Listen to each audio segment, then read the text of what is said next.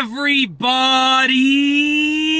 I'm here today to tell you how to do a pre-vehicle inspection.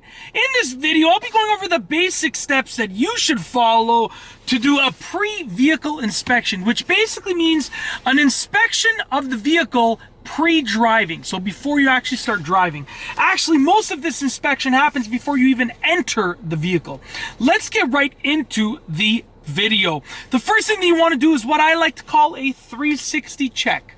And it is basically exactly what it sounds like. It is a 360 degree check. You're basically going to be walking around the vehicle, okay? You're gonna literally go completely around the vehicle, meaning you have to finish at least where you started. So don't go halfway and no, all the way around the vehicle.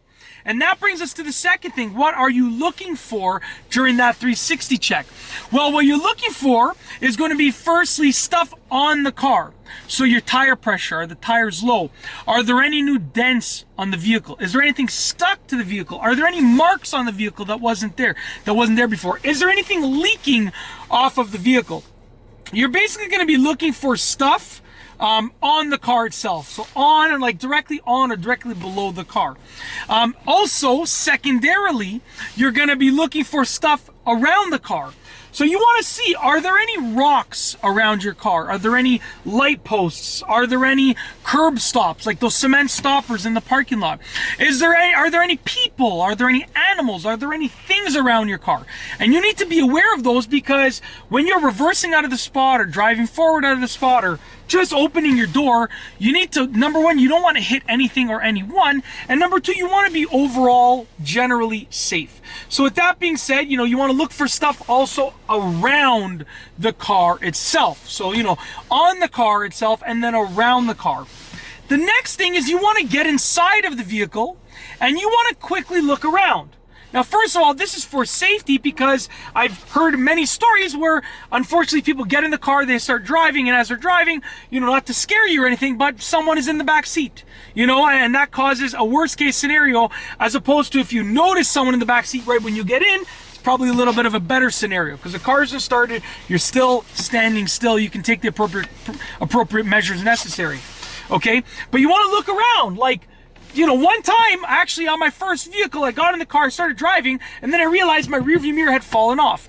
Before I started driving, it had fallen off, but I was already driving. That could have been a dangerous situation. So just look around, like a general quick look around. It doesn't have to take 5 minutes. And then next and last, what you want to do is actually start the car. So go ahead, start your car, and here's where most people go wrong. They start the car, they put it in drive or first, and boom, they're out of there.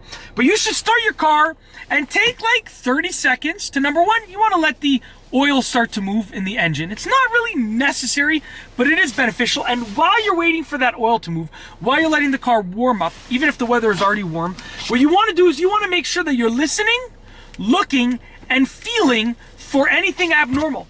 Meaning listen to that engine. Does it sound weird? Do you hear knocking? Is it extra loud? Is it extra quiet? Listen, okay?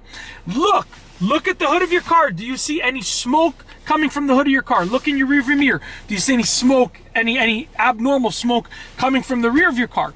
And then you want to feel. Does the car feel like it's vibrating majorly when it's not supposed to be? Does the car feel abnormal or weird? And if any of those things are causing a problem for you, if they're making you worry, then you don't want to drive. Like if the car is shaking, then don't drive. If you see smoke coming out of your hood, then don't drive. If you're walking around the car and you see a massive leak underneath the car, then don't drive. You want to take the appropriate steps to figure out what's happening, and then you can make an educated decision as to whether or not you want to actually start driving or not. And that's basically it. That is how to do a pre-vehicle inspection. This has been a simple driving lesson. If you liked it, please be sure to give it a thumbs up. Let me know what you think down below as a comment. And of course, be sure to subscribe for more great car and driving videos just like this one. And that's all I have for you today. Thanks for watching.